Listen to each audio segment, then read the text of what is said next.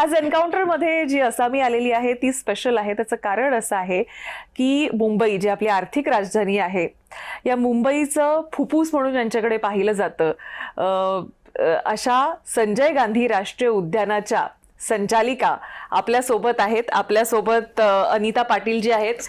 अनिता पाटील जी, खूप खूप स्वागत आपलं जय महाराष्ट्रमध्ये आणि एन्काउंटर मध्ये. एक महिला अधिकारी म्हणून अतिशय सक्षमपणे आता मला वाटतं वर्षपूर्ती आपली होते हा पदभार स्वीकारल्यानंतर. संचालिका म्हणून आपण काम पाहताय.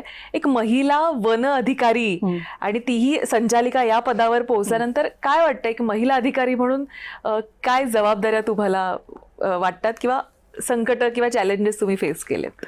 समाजात आपण बघितलं तर महिलांकडचं जे व्यवस्थापन कौशल्य आहे ते आपण सगळ्यांनी ॲप्रिशिएट केलेलंच आहे. त्यामुळं होममेकर म्हणून ते त्यांची जी काही व्यवस्थापन कौशल्य दाखवत असतात, तर ह्याचा मला एक महिला म्हणून खूप फायदा होतो. आपण एखादी अधिकारी म्हणून जेव्हा काम करतो तेव्हा आपल्याकडं सर्वांगीण दृष्टिकोनातून एखाद्या विषयाकडे बघण्याचं एक हे येतो, दृष्टिकोन येतो आणि तो निश्चितच आम्हाला फायदेशीर ठरतो. दुसरं असं की महिलांकडे संवेदनशीलता पुरुषांच्या तुलनेत जास्त असते. त्यामुळे एखादे सेन्सिटिव्ह मॅटर असेल तर त्याला हँडल करताना महिला म्हणून मला निश्चितच त्याचा फायदा होतो.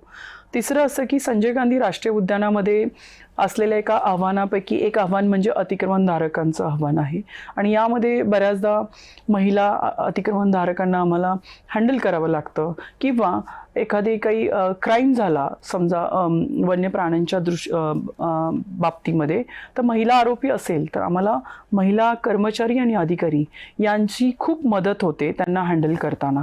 तर निश्चितच महिला म्हणून ह्या गोष्टी जमेच्या आहेतच.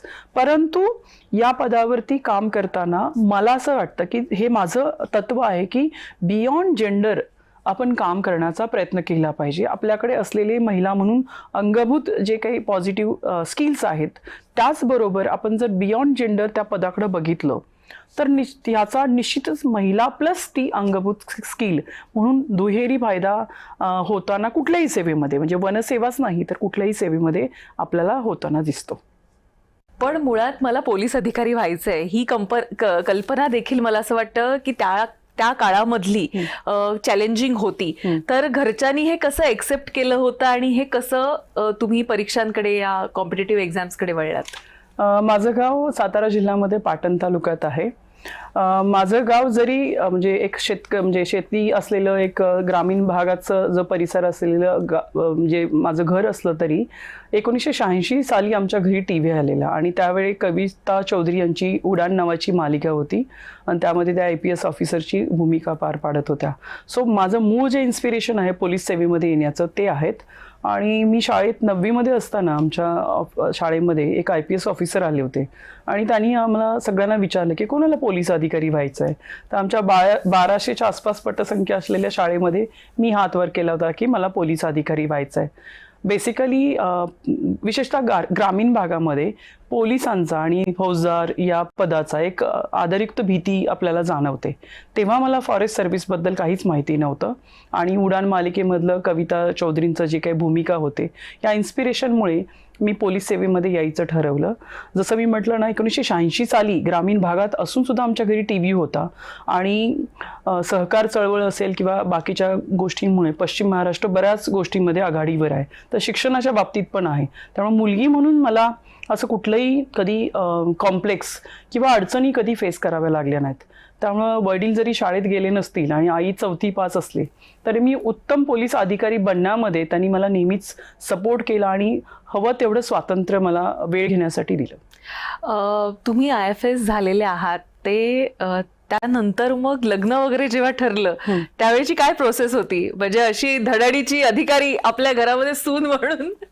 इंटरेस्टिंगली मी IFS लग्नानंतर झालेली आहे. वा वा. तर मी आणि माझे पती, आमचं लव्ह मॅरेज आहे आणि आम्ही दोघेही UPSC एक्झामची तयारी करत होतो.